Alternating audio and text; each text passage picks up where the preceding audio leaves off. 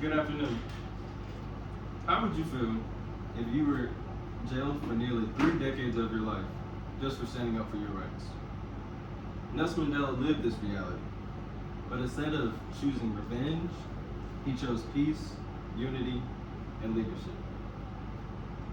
I chose Nelson Mandela because I wanted to learn more about his life and how he helped end apartheid in South Africa.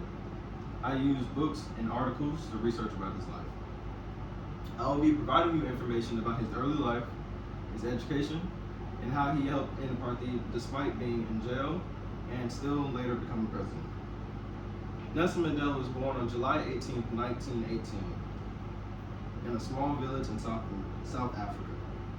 According to Stone Brown in the article of The Life and Times of Nelson Mandela, published in The New Crisis, Nelson Mandela's father was Chief Henry Mandela and was the principal counselor of the acting paramount chief of Thumbaland. After Mandela's father's passing, he became the paramount chief's ward, taking his father's place. Nelson Mandela went to the University of Fort Hare, in which he was expelled for participating in a student protest. He then transferred to the University of Witwatersrand, where he pursued the degree of law and became one of the first black lawyers in South Africa. According to Andre Grink's Time magazine article, Nelson Mandela joined the Youth League of the ANC and became involved in programs of passive resistance against the laws that forced blacks to carry passes and kept them in a position of permanent stability. The ANC was a political organization that advocated for the rights of black South Africans. Nelson Mandela was in his 20s when he first joined this organization. There was only about 200 members in the ANC when it was first founded. Because of a peaceful protest going wrong, it resulted in almost 200 injuries in one town and over 50 injuries in another town.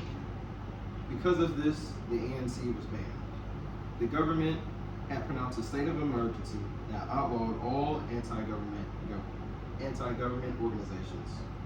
He was then arrested on August 5, 1962, and was imprisoned for 27 years. Mandela was charged with 2 counts, one being illegally leaving the country without authorization, and the other one being assisting and organizing an illegal strike. Many people wanted him released across the world, and rightfully so. Nelson Mandela and other anti-apartheid leaders led the dismantling of apartheid, which steered his way to his freedom. Nelson Mandela was finally released on February 11, 1990, and had successfully ended apartheid. Because of this, he was awarded the Nobel Peace Prize of 1993, together with the South African President Frederick William E. Clerk. According to Han Wenping's article, Tolerance and the Reconciliation Forever, published in the Beijing Review, Nelson Mandela was elected as the first black South African president in April of 1994. In this election won by Mandela, it was noted as the first non-white head of state in South Africa's history. Nelson Mandela established the Truth and Reconciliation Commission in November of 1995, which identified the truth of apartheid and how to make sure it never happens again. His first term and his presidential term ended in June 1999. He refused to do his second term because he wanted to focus on things such as charitable works and making sure they combated poverty. During his life, he also had many other accomplishments, such as establishing foundations, building schools in rural areas, and fighting against HIV and AIDS, which is a very bad thing going on in Africa during that time. Nelson Mandela then died on December 5th, 2013, at the age of 95.